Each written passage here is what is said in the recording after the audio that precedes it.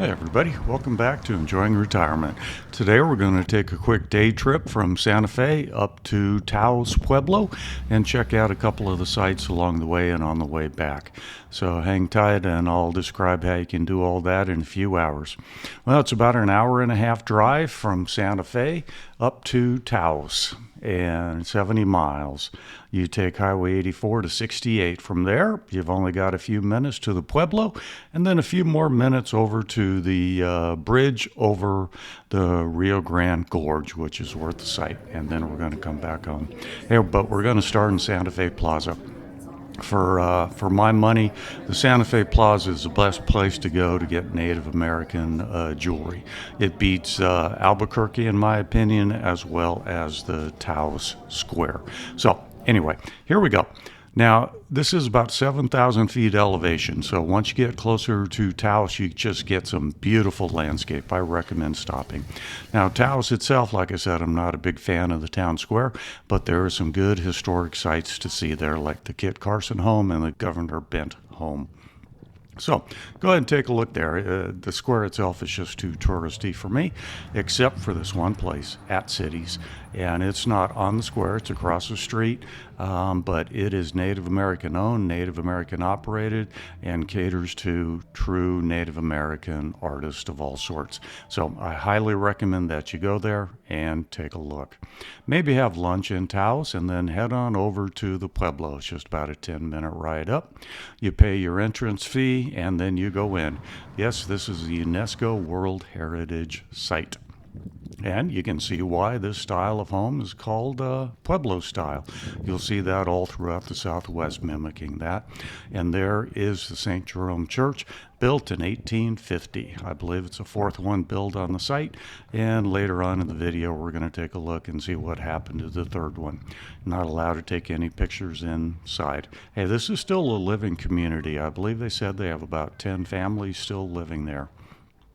This has been continuously occupied since about 1000 AD, making it the oldest continuously occupied community in the United States. Well worth a visit and take a look. Here we're looking at the main North Pueblo, and you can see they have doors now, but originally you would have entered through the roof on ladders. Doors are just more convenient. What a beautiful sight. These things are ovens. That's where they bake their bread and other goods. Very unique place, well worth a visit.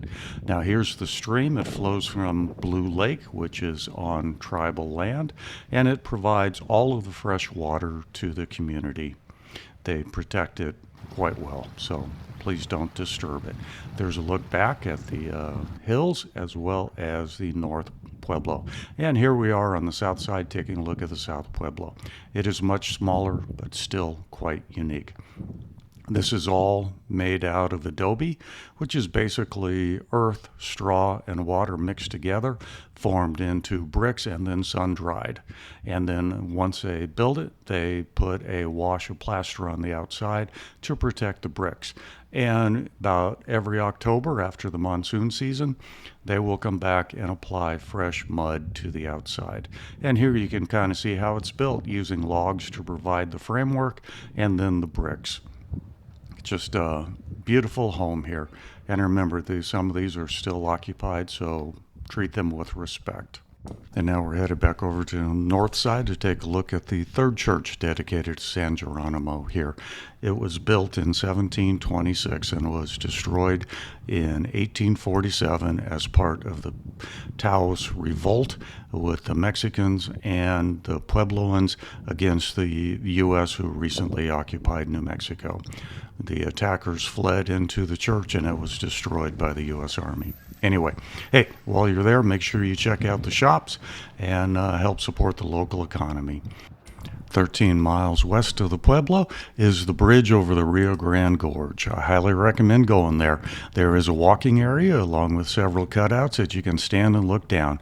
It is the 7th highest bridge in the U.S., and it is over 600 feet above the river below. Very beautiful, very worth a good view and looking back at the mountains. All right, that's pretty much going to wrap up our trip. It's a total of about 3.5 hours of drive time, plus however long you want to stop along the way. And it lets you see some of the sights, and you don't really take the same road till you get back near Santa Fe. Very much worthwhile. Hey, hope you enjoyed that. And as always, thanks for watching. I am enjoying retirement.